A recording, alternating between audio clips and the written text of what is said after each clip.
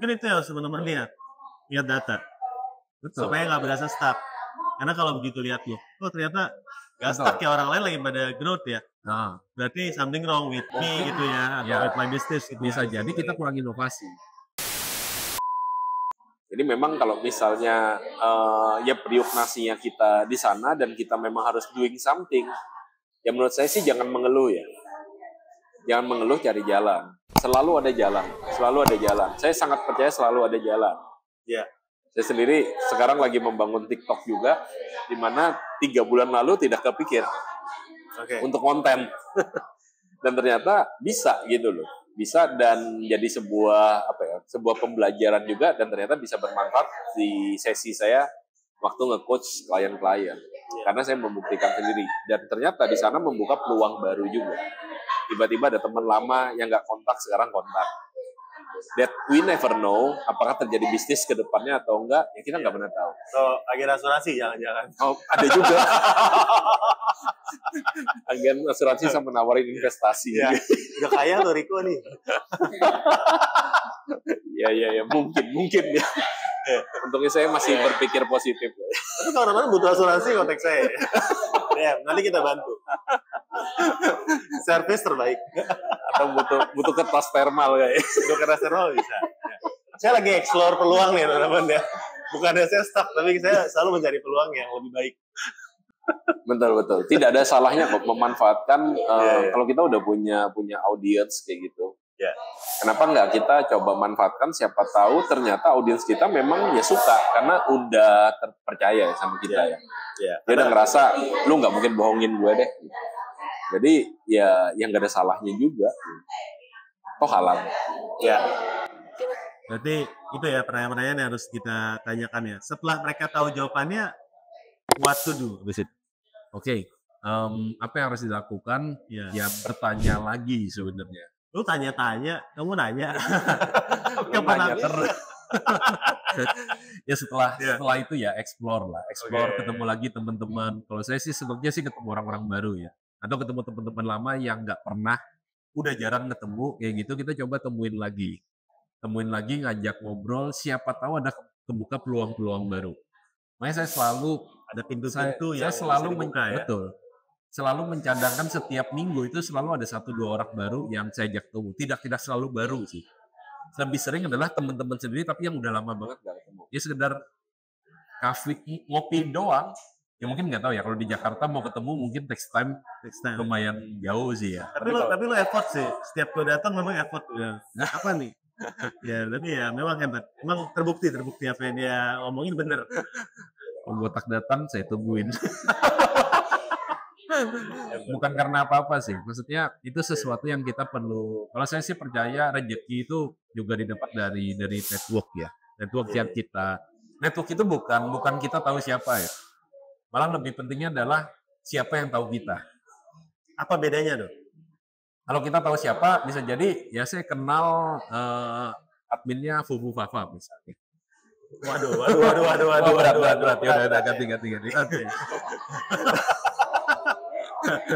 Oke lah, misalnya saya kenal satu orang gitu ya. Tetapi kalau dia nggak kenal saya, ya kesempatan bisnis tidak terjadi.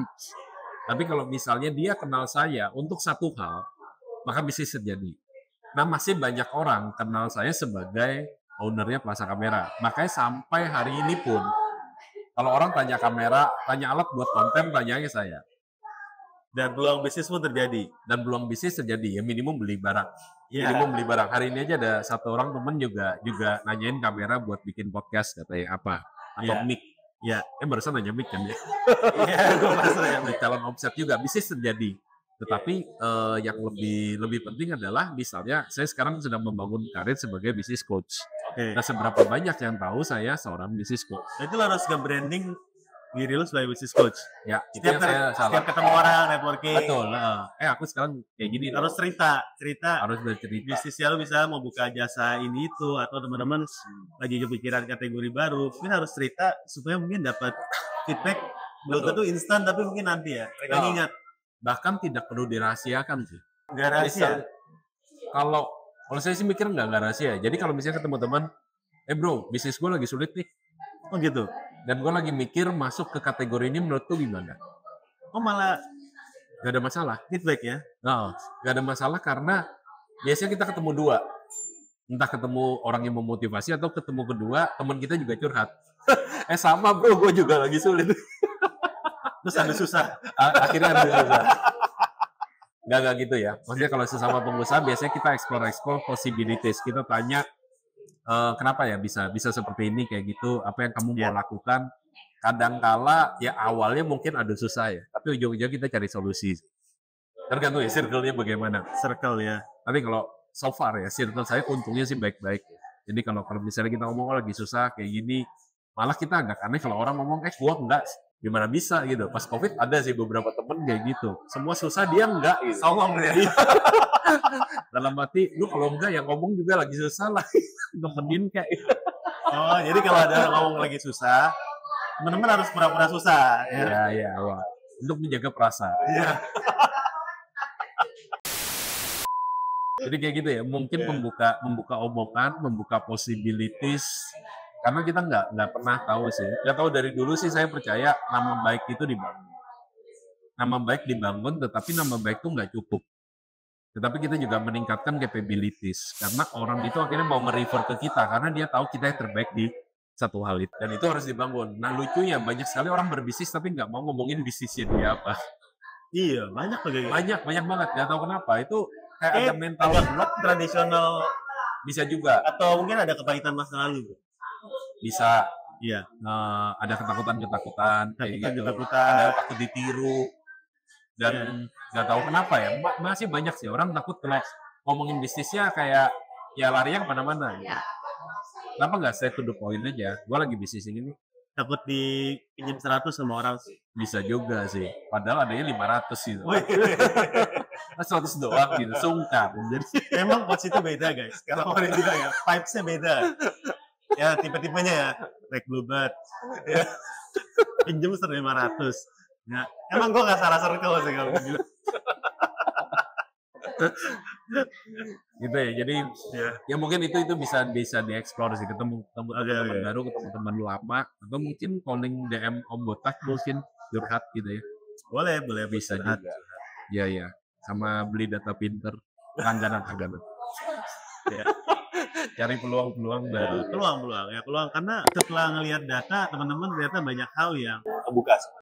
Ya. Kalau teman-teman ngerti cara baca data ya, betul. Saya banyak hal yang kebuka. Karena setiap kali kalau saya lagi kasih lihat ke event yang beda, biasanya mereka wow ternyata data orang tuh data kita setransparan itu gitu.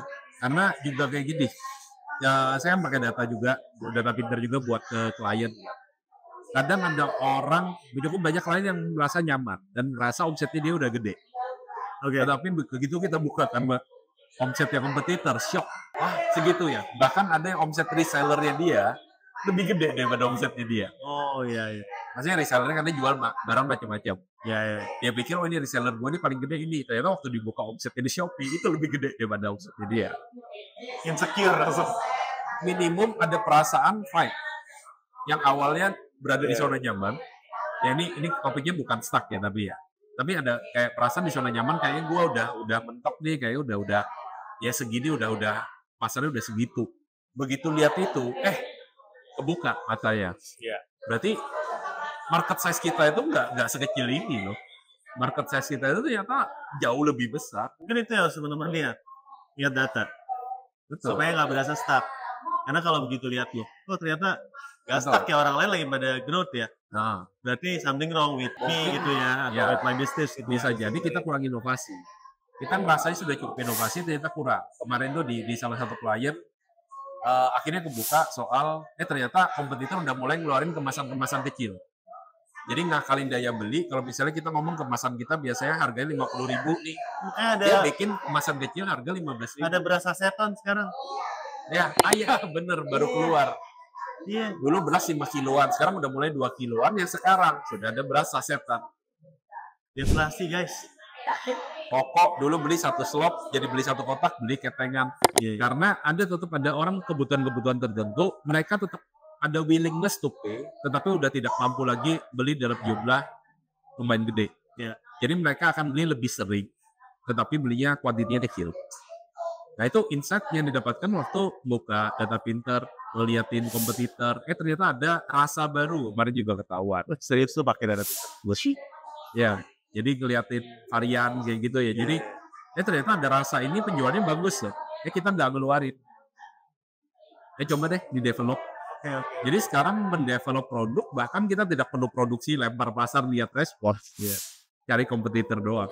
Jadi kompetitor penjualnya bagus gak yang ini? Kalau bagus ya udah tiru aja.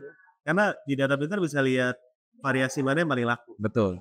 Ada dia punya total terjualnya berapa, itu insightful banget sih, terutama buat teman-teman yang main fashion atau yang tahu banyak hal. Udah promosi Data Pinter boleh lah ya. Boleh. Komisi. Buat share. Tinggal klik link apa? Referral code di bawah tuh nggak ada. Kan dibuat. Jadi gitu, bisa jadi membuka peluang-peluang baru ya, langganan kayak tools Data Pinter di mana nggak mahal juga kan. Bisa langganan bulanan juga, pakai sehari 2 hari minimum, membuka mata, membuka peluang-peluang baru, membuka motivasi. Ya, kayak tadi sih bahwa ternyata market kita nggak sekecil itu. Kecuali ketemunya nanti marketnya memang sekecil itu, ya udah kayaknya memang. Tapi harus pindah sih. Kalau udah ketemu gitu kan itu jawaban kan. Iya. Berarti ya lu udah tahu, lu udah pemain paling gede, itu pun pasarnya cuma segitu ya. Kalau nggak cukup berarti harus cari, memang harus ya entah melebar atau ya melebarnya secara horizontal atau vertikal ya. Cari industri yang di atasnya yang lebih besar atau new varian. Still in the same industry, misalnya kayak misalnya bikin rasa-rasaan. Tapi kalau kurang, kita udah nguasain ini di minuman, ya udah cari minuman sehat misalnya. Kan lagi rame juga kan minuman-minuman multigrain apa. Jadi siapa tahu kita bisa masuk ke sana. Jadi entah horizontal atau vertikal, kita cek.